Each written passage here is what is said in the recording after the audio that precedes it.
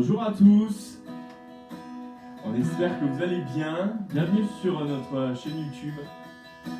Hello à la passerelle. J'espère que vous êtes impatients d'entrer dans la présence de Dieu. Et sans plus tarder, je vais vous inviter à fermer nos yeux. On va accueillir le Saint-Esprit et on va le laisser nous diriger durant ces moments. Seigneur, tu viens nous parler. Merci pour cette grâce. Merci pour ce privilège que nous avons d'être devant toi. Nous voulons élever ton nom, nous voulons te célébrer. Seigneur, qu'au-delà des écrans, tu puisses te manifester dans nos maisons, dans nos appartements, au sein de nos familles. Nous t'accueillons, Seigneur. Viens régner sur ce temps, au nom de Jésus. Alléluia.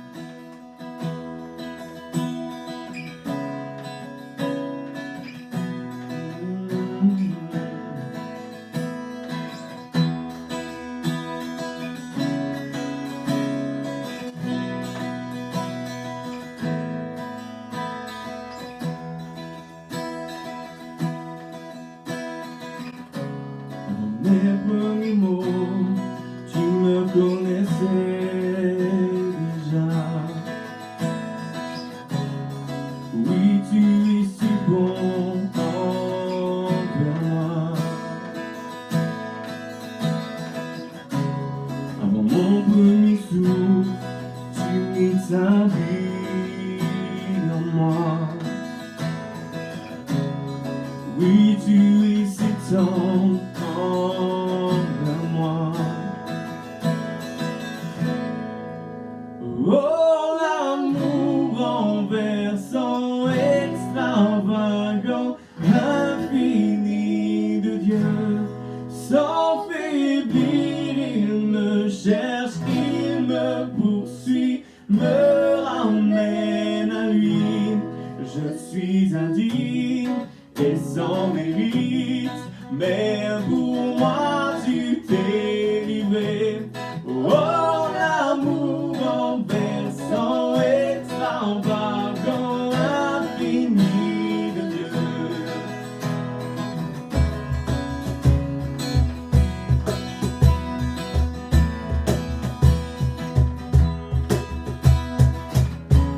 Je te rejetais sans relâche.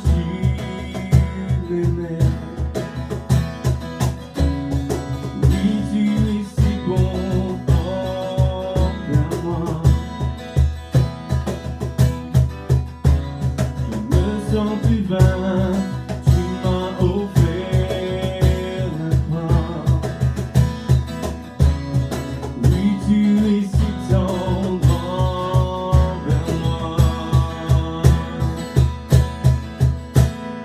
Oh, l'amour renversant, extravagant, infini de Dieu. Sans faiblir, il me cherche, il me poursuit, me ramène à lui. Je suis indigne et sans mérite, et pour moi tu t'es livré. Oh, l'amour renversant, extravagant, infini de Dieu.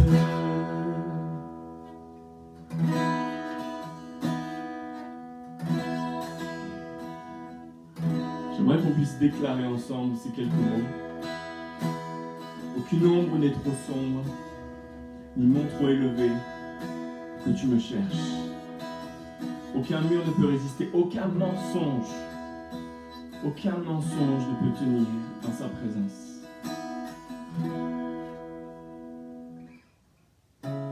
Aucune ombre n'est trop sombre, ni mont trop élevé pour que tu me cherches. Aucun mur ne peut résister, ni mensonge tenir, sans fin tu me cherches.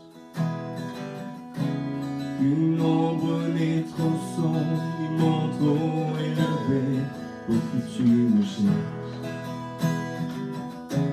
Aucun mur ne peut résister, ni mensonge tenir, sans fin tu me cherches. Qu'une ombre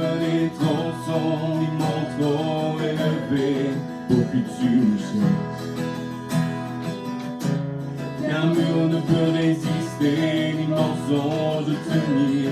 Sans fin tu me cherches.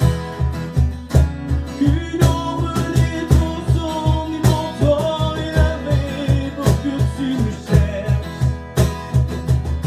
Aucun mur ne peut résister, ni mensonge tenir.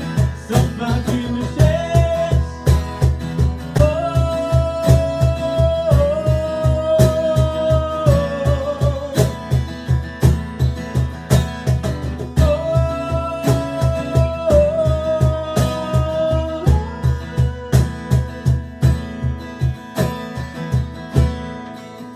Aucun mur ne peut tenir.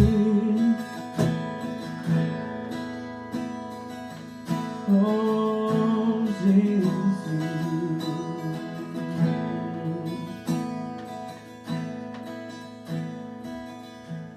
C'est toi qui fais tomber les mensonges. C'est toi qui les détruis, Seigneur. Nous nous approchons de toi.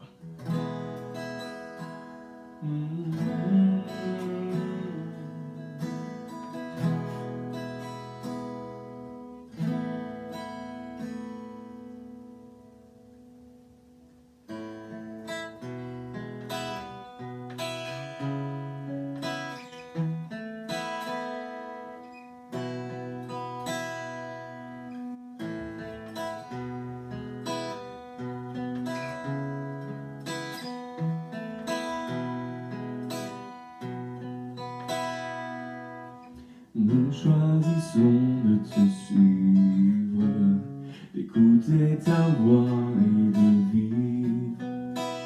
Et sur nos cœurs, nous porterons la gloire de ton nom. Choisissons. Nous choisissons de te suivre, d'écouter ta voix et de vivre. Et sur le cœur, nous porterons la gloire de ton nom. Venons déposer à tes pieds nos couronnes et toutes nos vies. Et jusqu'à la fin, oui, nous vivons pour l'honneur de ton nom.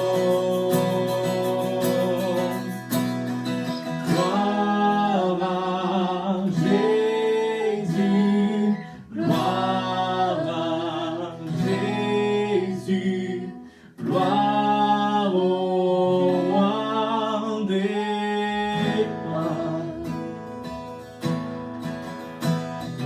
Gloire à Jésus. Gloire à Jésus. Gloire au roi des rois. Voici le jour vient. Je nous fléchira. La terre et les cieux proclameront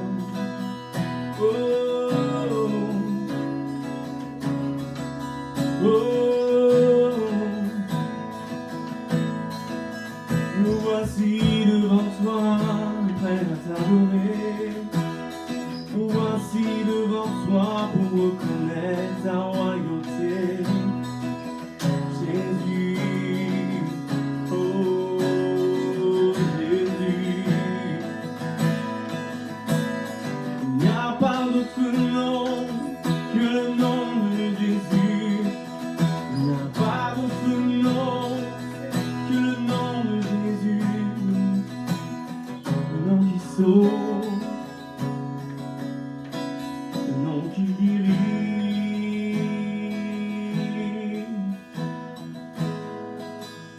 Prenons ensemble gloire à Jésus. Tout notre cœur, adorons-le.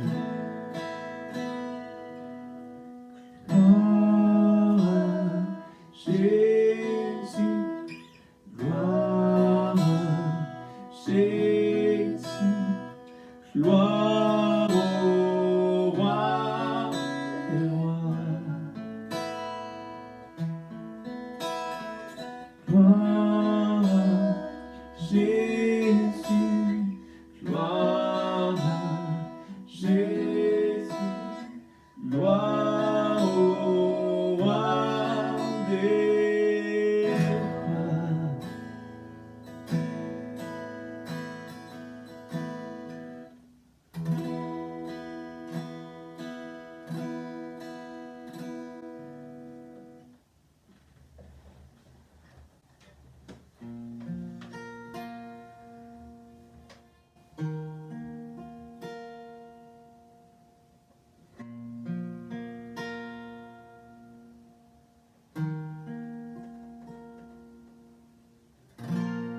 Tu étais là dès la création, Fils unique du Dieu très-haut.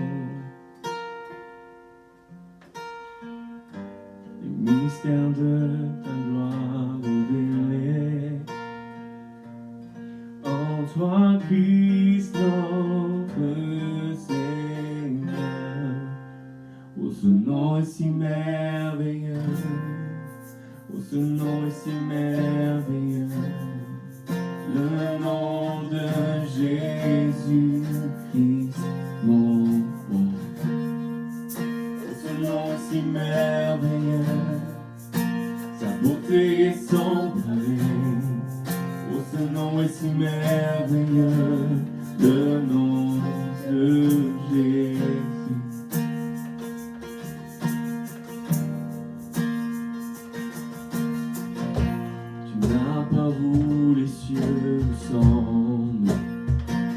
Alors Jésus, tu es venu.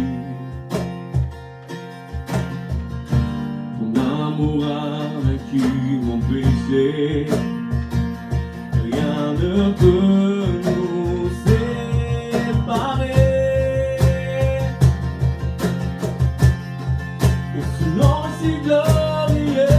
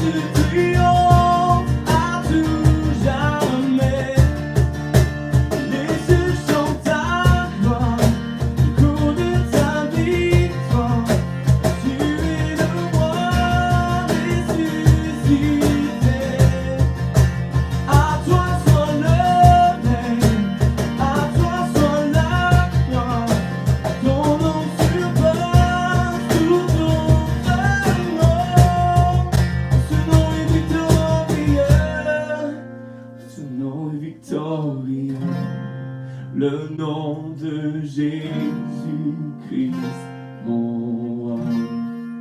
Oh, son nom est victorieux, sa beauté est sans pareil. Oh, ce nom est victorieux, le nom de Jésus. Oh, ce nom est victorieux, oh, ce nom est victorieux dans ta vie. Le nom de Jésus-Christ, il a la puissance dans le nom de Jésus. Ce nom est victorieux, il est le Dieu de la victoire. Sans pareil, oh, ce nom est victorieux, le nom de Jésus. Déclare-le dans ta vie, il est ce nom qui est glorieux. Oh, ce nom est victorieux, oh, ce nom est victorieux, le nom de Jésus-Christ, mon roi. Oh, ce nom est victorieux, sa beauté sans pareil. Oh, ce nom est victorieux, le nom de Jésus.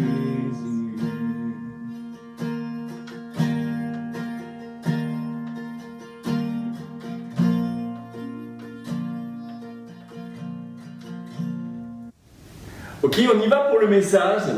Alors ce matin, j'aimerais m'adresser à toutes les personnes qui attendent une délivrance de la part de Dieu. Et ça, que ce soit dans plusieurs domaines, que ce soit une guérison intérieure, que vous recherchez peut-être une délivrance face à une dépendance, à des addictions, à des penchants. Peut-être tu fais face actuellement à une dépression qui te rend comme un zombie livide, tu ne sens plus rien. C'est peut-être cette délivrance que tu recherches. Ou tu fais face à ton caractère qui est destructeur et qui t'amène que des conséquences négatives dans ta vie. Et vous luttez peut-être avec ça depuis des mois, peut-être même des années. Et à chaque fois que vous persévérez, que vous essayez de mettre des choses en place, que vous essayez de vous en sortir, vous retombez toujours dans les mêmes travers. Et alors que je vous parle ce matin, vous savez exactement de quoi je suis en train de vous parler. Et vous êtes comme résigné. Vous vous dites que ce n'est pas possible de s'en sortir, de trouver une solution à ce problème.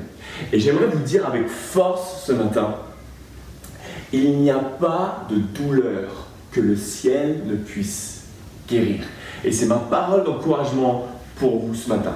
Alors je vous invite, on va ouvrir nos Bibles dans 2 Rois chapitre 5 verset 1. Naaman, le général en chef de l'armée du roi de Syrie, était un homme que son maître, le roi de Syrie, tenait en haute estime et auquel il accordait toute sa faveur. Car par lui, l'Éternel avait accordé la victoire aux Syriens. Hélas, ce valeureux guerrier était atteint d'une maladie de peau rendant impur. Ici, on nous parle d'un homme qui est Naaman, le général en chef de l'armée du roi de Syrie. C'est un homme que le roi estime énormément. C'est un homme qui a du prestige, c'est un homme qui a de la gloire, c'est un homme qui a un statut.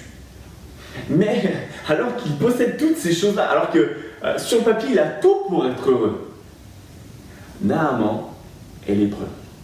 Et à l'époque, lépreux c'est quelque chose de très très grave parce que c'est une maladie qui était incurable. Aujourd'hui il est possible d'avoir des traitements pour la lèpre. Mais à cette époque-là, c'est complètement impossible de guérir. Et la lèpre vient comme dire à Naaman, tout ce que tu as, c'est insignifiant. Parce que la lèpre va venir te ronger, elle va te détruire. Et jour après jour, ça va t'amener jusqu'à la mort. Et Naaman, c'est comme si c'était épée de Damoclès au-dessus de lui qui lui rappelait sans cesse, même si tu as tout, tu as la lèpre.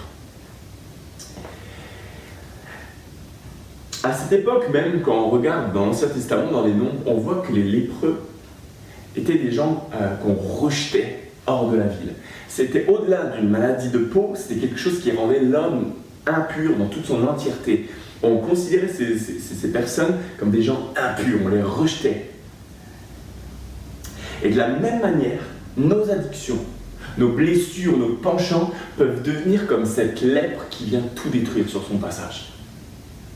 Alors que sur le papier, on a tout pour être heureux, il y a sans cesse cette lèpre qui vient, ces addictions, ces penchants, ce caractère destructeur qui qui vient comme réduire à néant tous nos espoirs d'une vie épanouie. Alors comment Naaman a pu être guéri de cette lèpre et vivre pleinement sa vie en étant libre? Je vais vous donner 5 points, 5 clés pour vous aider à saisir votre délivrance et à entrer dans quelque chose de nouveau. La première, on va voir que Dieu va agir sur les circonstances. 2 Rois, chapitre 5, versets 2 à 3. Or, au cours d'une incursion dans le territoire d'Israël, des troupes de pillards syriens avaient enlevé une petite fille. À présent, elle était au service de la femme de Naaman. Un jour, elle dit à sa maîtresse: « Si seulement mon maître pouvait aller auprès du prophète qui habite à Samarie, cet homme le guérirait de sa maladie. » Ici, on voit que les Syriens pillent dans le peuple d'Israël. En fait, à l'époque, il y avait une paix. C'était une paix éphémère entre les Syriens et les Israélites. Vous le retrouvez dans 1 Roi 20, 34. Et alors que les Syriens vont venir piller dans le peuple d'Israël, Naaman va acheter, c'est horrible de dire ça, mais il va acheter une jeune esclave, une petite fille, pour servir sûrement dans sa maison. Et j'aimerais vous dire que Dieu, alors que Naaman était lépreux, Dieu va voir sa détresse. C'est pourquoi il va conduire souverainement les circonstances. Imaginez un peu. Les Syriens viennent piller, viennent prendre avec une petite fille. Cette petite fille se retrouve vendue. Et cette petite fille va vouloir aider son maître. Cette petite fille, elle va avoir assez de courage pour parler à sa maîtresse. Ça aurait pu être grave. Sa maîtresse, elle aurait pu lui dire: « Eh oh, tu t'occupes de tes affaires », et puis elle aurait pu la réprimander de façon très forte. Et cette petite fille, bizarrement, elle connaît le prophète Élisée. Une coïncidence, 2 coïncidences, 3 coïncidences. Sans que Naaman s'en rende compte, alors qu'il venait d'acheter cette petite fille pour faire son ménage à la maison, il était en train de faire un pas vers sa délivrance. Parce que Dieu est aux commandes et il inspire les circonstances. Les circonstances obéissent à la voix de Dieu. Les circonstances s'inclinent pour servir le projet parfait de Dieu pour ta vie. Naaman ne s'en rendait pas compte. Et alors que Dieu a vu sa détresse, il va provoquer des circonstances anodines. Et c'est la première chose que je veux dire pour toi. Alors que tu vas crier à Dieu, alors que tu vas t'attendre à lui pour ta délivrance, sache qu'il est en train d'œuvrer secrètement par les circonstances. Il est en train de commander aux circonstances de s'aligner à son projet pour que tu puisses être délivré et que tu puisses être conduit vers ton miracle. Alors comment il va le faire ? Certainement, il ne va pas utiliser une petite esclave. Ça, vous pouvez déjà le noter. Mais par contre, il peut te conduire auprès d'une personne. Il peut te parler puissamment à travers un message. Ou peut-être il va amener un nouvel emploi, un nouvel environnement, que sais-je. Mais à travers des circonstances anodines, Dieu va te conduire vers ta délivrance. Personnellement, il m'est arrivé à un temps où j'ai vécu vraiment un traumatisme dans ma vie chrétienne, à tel point que je n'arrivais plus à prier. J'avais l'impression qu'à chaque fois que je priais, Dieu allait me foudroyer, me tuer. Donc j'arrivais même pas à sortir un mot de ma bouche, tellement c'était dur. Je lisais quasiment plus ma Bible. Et alors vraiment de façon sporadique, j'étais détruit à l'intérieur de moi. Et je pensais que c'était incurable. Je pensais pas que j'allais m'en sortir. J'étais juste là à patienter que ça passe, que le bus il passe sur le corps et que ce soit fini. Mais Dieu en avait décidé autrement. Et ça ne va pas se faire comme ça. Du jour au lendemain, ouf, ça va aller mieux. Dieu, à travers les circonstances qu'il contrôle, va me relever. Comment ? Vraiment, il va me permettre de retrouver un nouvel emploi. Dans ce nouvel emploi, je vais recommencer à reprendre confiance en moi, à retrouver une identité. Ensuite, Dieu va placer un homme à mes côtés. Un homme qui va me regarder avec bienveillance et va me redonner du crédit. Et cet homme-là va me porter. Et je vais comme être nourri à travers son regard et je vais commencer à reprendre de l'oxygène. Ensuite, je vais me marier. Et ensuite, les choses vont s'aligner progressivement par le commandement et la volonté de Dieu. Dieu n'a pas agi comme ça du jour au lendemain. Il a amené des circonstances. Et de la même manière, c'est ce que Dieu veut faire avec toi. Il veut commander aux circonstances dans ta vie, de façon anodine. Vous savez, souvent on dit, le hasard c'est le train de Dieu pour passer incognito. Et je crois que Dieu agit dans le secret, sans que tu t'en rendes compte. Dieu est en train d'agir dans les circonstances pour que tu puisses trouver ton miracle et ta délivrance. La deuxième chose, le deuxième point, c'est que Naaman n'avait pas abandonné l'idée d'être guéri. Et ça, on le voit dans 2 Rois, chapitre 5, versets 4 à 5. Naaman répéta au roi les propos de la jeune fille du pays d'Israël. Alors le roi du Syrie lui dit « C'est bien, rends-toi là-bas. Je vais te donner une lettre pour le roi d'Israël. » Et ainsi, Naaman se mit en route en portant 350 kilos d'argent, 70 kilos d'or et 10 vêtements de rechange. Naaman n'avait pas abandonné l'idée qu'il serait guéri. S'il avait abandonné l'idée, quand la petite fille avait rapporté ça à sa maîtresse, à aucun moment, Naaman, il aurait donné du crédit à cette petite fille. Mais Naaman, alors qu'à l'époque, la lèpre, c'était incurable, il s'est dit, ok, il y a encore un espoir. Cette petite fille-là, on va voir si c'est vrai, on va aller jusqu'au bout. Il n'était pas dans la fatalité. Alors que la lèpre, c'était une maladie incurable. Et la clé pour toi, alors que tu soupires après cette délivrance, c'est que tu ne dois pas accepter la fatalité. C'est pas fini pour toi. Il faut que tu arrêtes de nourrir des paroles comme j'ai appris à vivre avec ça. C'est mon caractère, je suis comme ça. Combien de fois on entend ça? C'est mon caractère. J'ai fort caractère. Non, Dieu veut juste te transformer, mais tu ne dois pas vivre ça comme une fatalité. Ou d'autres paroles comme je n'y arriverai jamais, je m'en sortirai jamais, c'est terminé après ce que j'ai fait. Tu ne dois pas vivre dans la fatalité, tu ne dois pas accepter l'état dans lequel tu es, tu ne dois pas accepter ta dépression, tu ne dois pas accepter ton caractère destructeur, tu dois venir à Dieu parce qu'en Dieu, rien n'est impossible. Je ne sais pas si vous avez déjà entendu parler de cette illustration qui me fait beaucoup sourire. Je ne sais pas si vous savez, mais le lion, quand il sort pour chasser, il échoue 7 à 10 fois avant de réussir à capturer sa proie. Ça veut dire que 85% de la vie du lion, c'est un échec. Alors qu'est-ce qui fait de lui un roi? Ce qui fait de lui un roi, c'est qu'il se relève toujours, il persévère, il continue jusqu'à ce qu'il ait atteint sa proie. Et c'est ce que je veux te dire, persévère.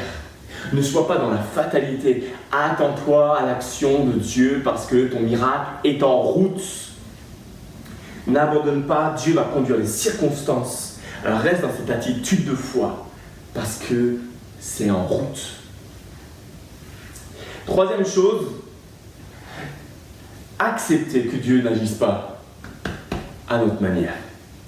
2 Rois 5, versets 9 à 10. Naaman vint donc avec ses chevaux et son char et attendit devant la porte de la maison d'Élisée. Celui-ci fit dire par un envoyé, « Va te laver cette fois dans le Jourdain et tu seras complètement purifié. » Alors, juste pour vous situer un peu le contexte, imaginez avec moi, on va un peu essayer de décrire Naaman.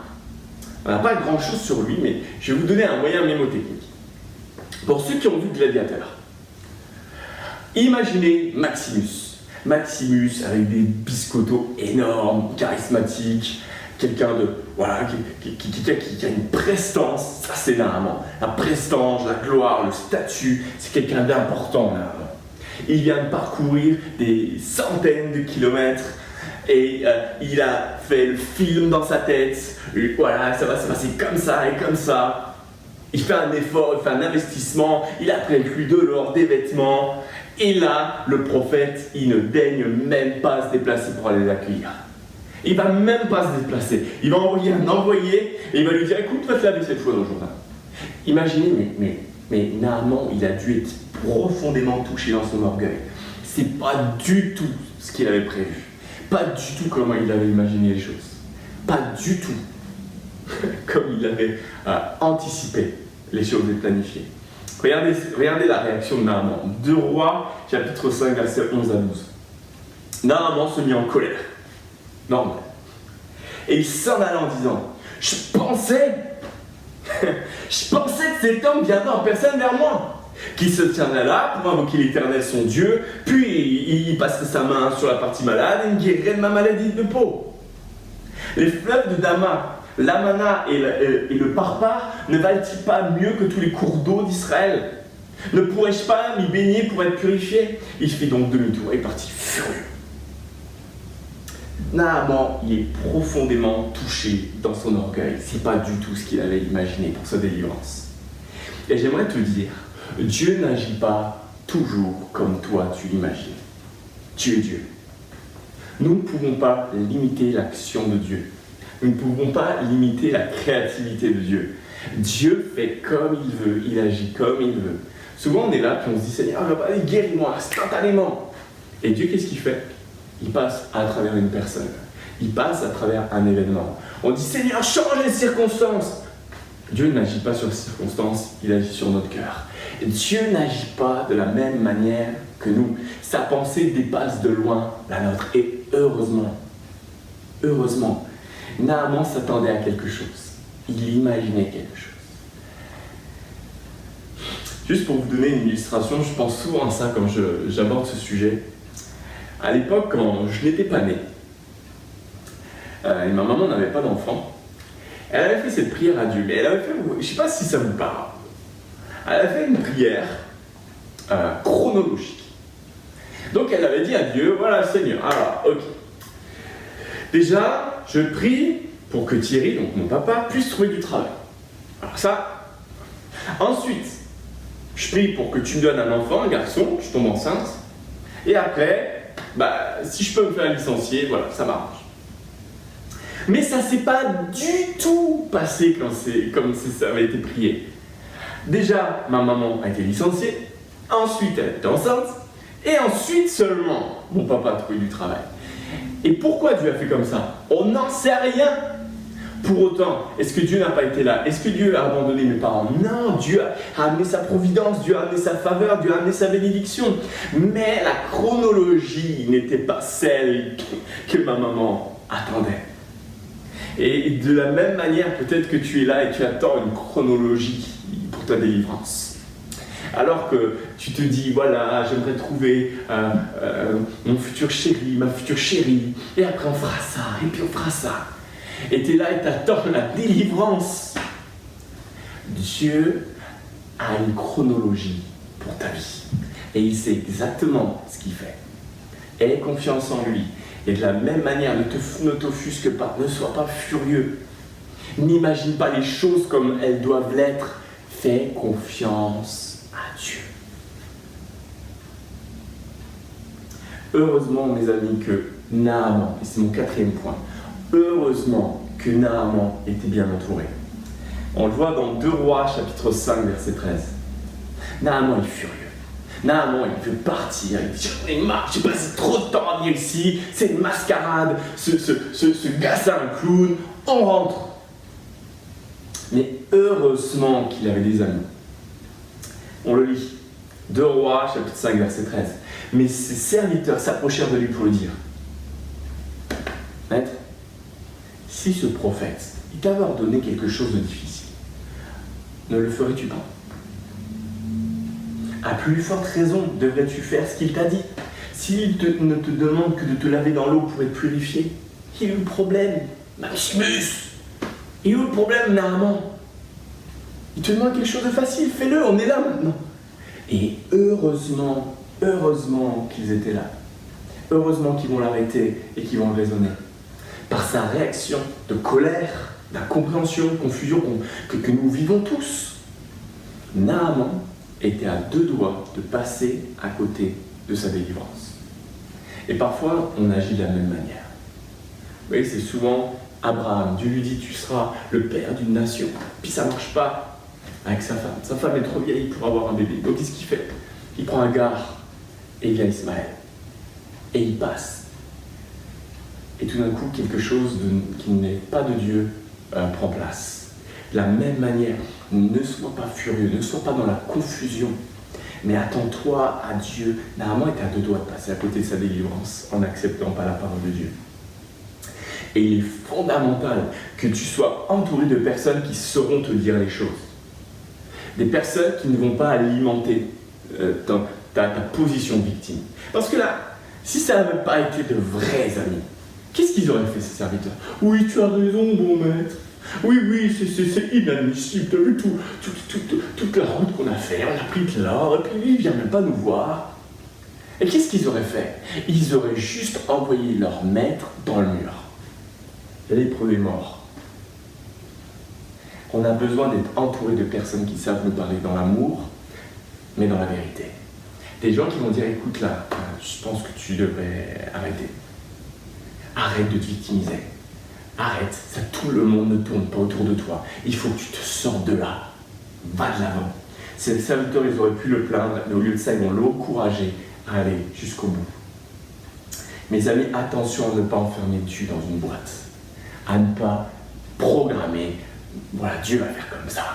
Dieu va agir comme ça. Dieu va bénir mon église comme ça. Dieu va amener ma femme, mon mari à se convertir de cette manière-là.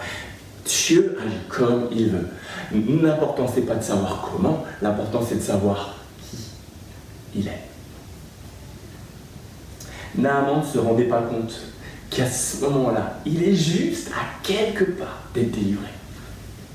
Naaman, il est là pour le prophète, il a juste à aller se mettre 7 fois dans le Jourdain. Il a quelques pas de sa délivrance et il ne s'en rend même pas compte. Et c'est mon 5e point, mon 5e et dernier point. Naaman va obéir et laisser tomber l'armure. 2 Rois 5, verset 14. Alors, Naaman descendit, il a écouté ses copains. Et il descendit dans le Jourdain et il s'y trempa 7 fois, comme l'homme de Dieu lui avait ordonné. Et sa chair redevint nette comme celle d'un jeune enfant. Il était complètement purifié. Naaman va obéir à la voix de Dieu. C'est la première des clés. Naaman va faire le choix d'avancer et d'obéir à la parole de Dieu.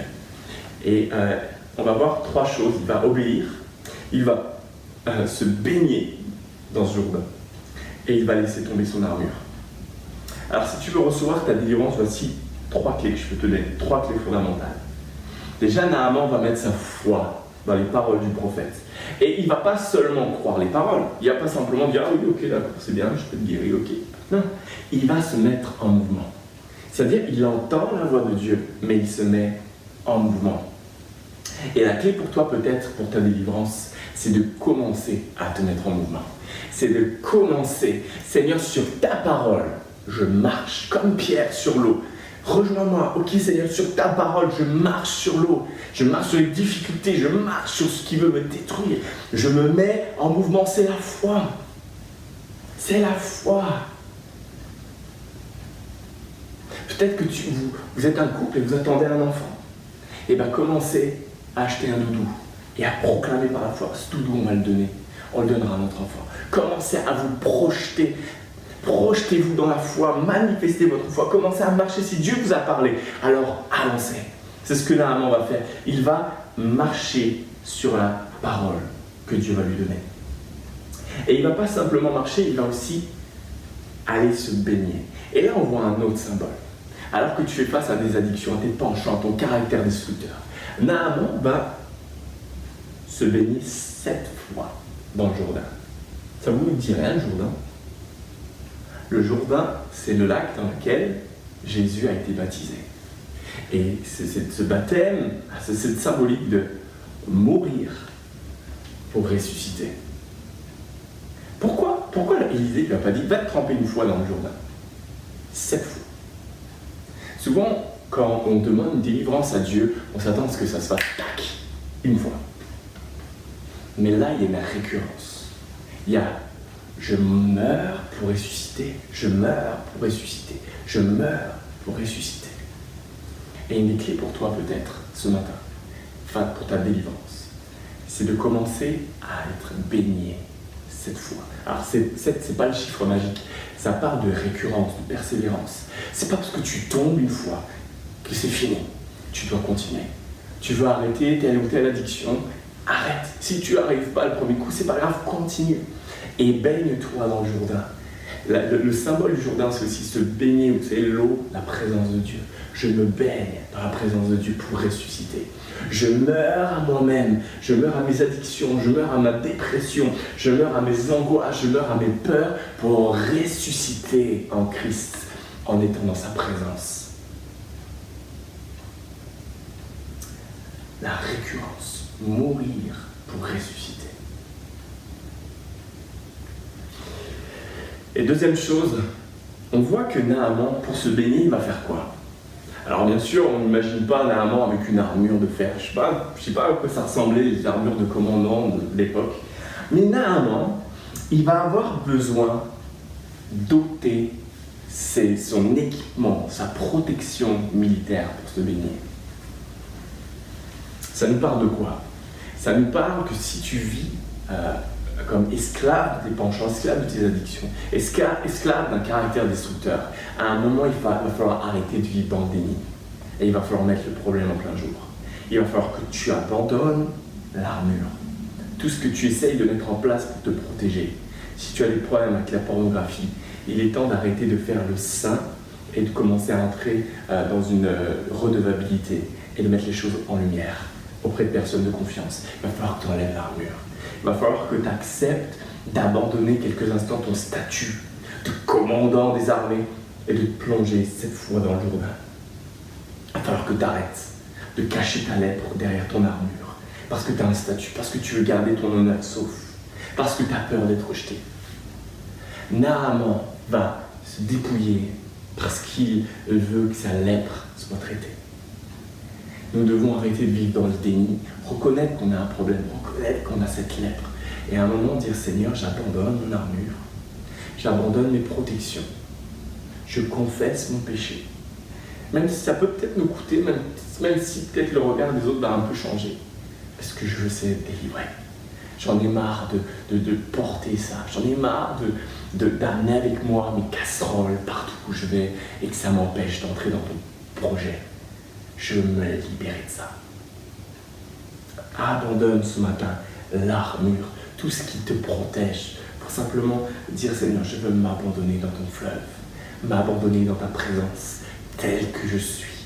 Je ne veux pas me cacher à toi, je ne veux plus me cacher, je ne veux pas vivre dans le déni, je veux abandonner mon armure pour recevoir ma libération.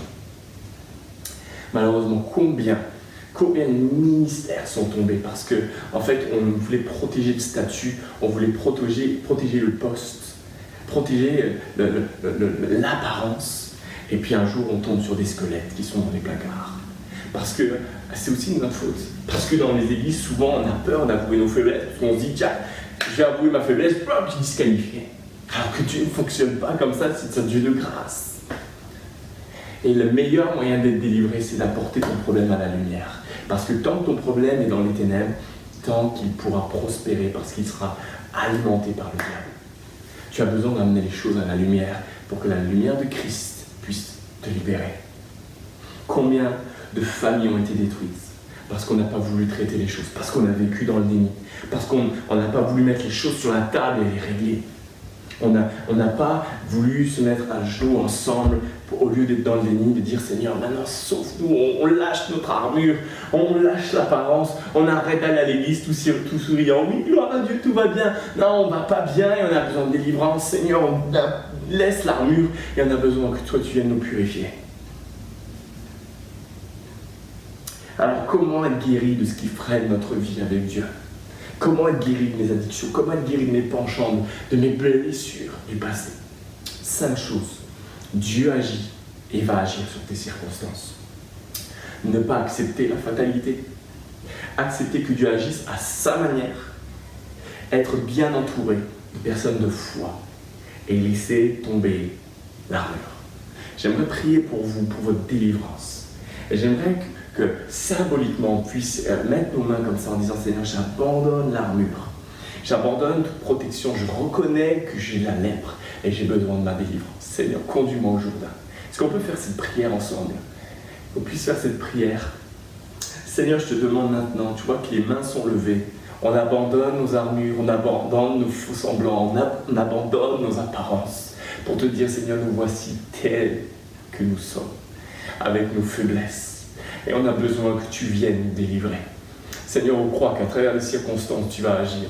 On croit que tu es capable de nous délivrer de n'importe quelle manière et on a confiance en toi, que notre miracle est en route, que notre délivrance est en route et on y croit, Seigneur. On n'accepte pas la fatalité et on croit que tu vas venir nous délivrer au nom de Jésus. Alléluia. On va rester dans cette attitude de cœur, on va chanter comme une déclaration, ce chant qui dit « Je m'abandonne ». Je m'abandonne dans le Jourdain. Je m'abandonne dans la présence de Dieu. Je laisse tomber mon armure et je m'abandonne. Chantons ensemble ce chant.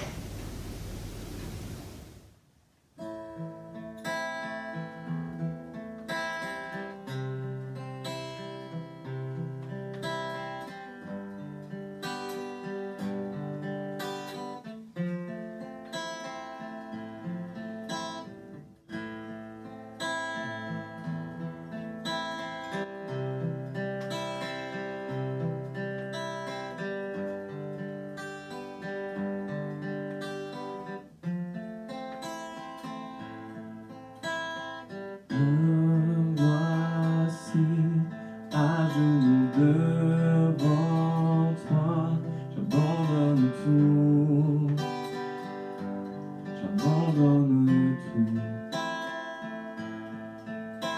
Mon seul désir, alors que tu m'attires, c'est d'être avec toi.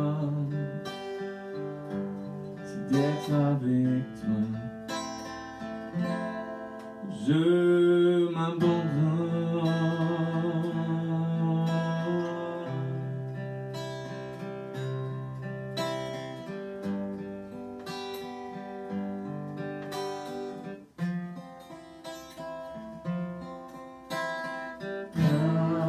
Ta grâce vient inonder mon âme.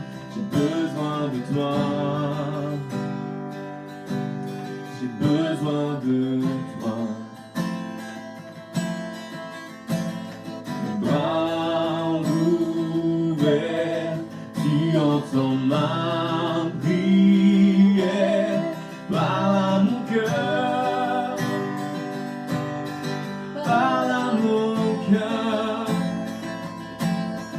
Je m'abandonne, je m'abandonne. Je veux te connaître plus, je veux te connaître plus. Je m'abandonne, je m'abandonne. Je veux te connaître plus, je veux te connaître plus.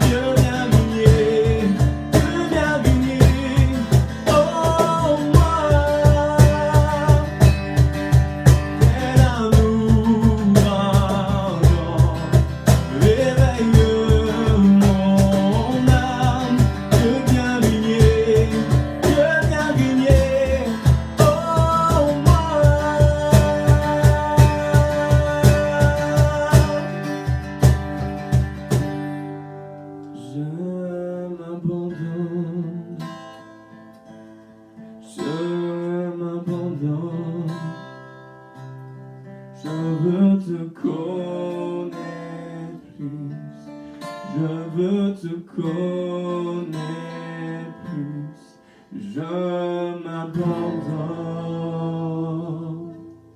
je m'abandonne, je veux te connaître plus, je veux te connaître. Abandonne-toi dans le Jourdain ce matin. Je m'abandonne, je m'abandonne, laisse tomber ton armure. Je veux te connaître plus, je veux te connaître plus, je m'abandonne, je m'abandonne, je veux te connaître plus, je veux te connaître plus. Je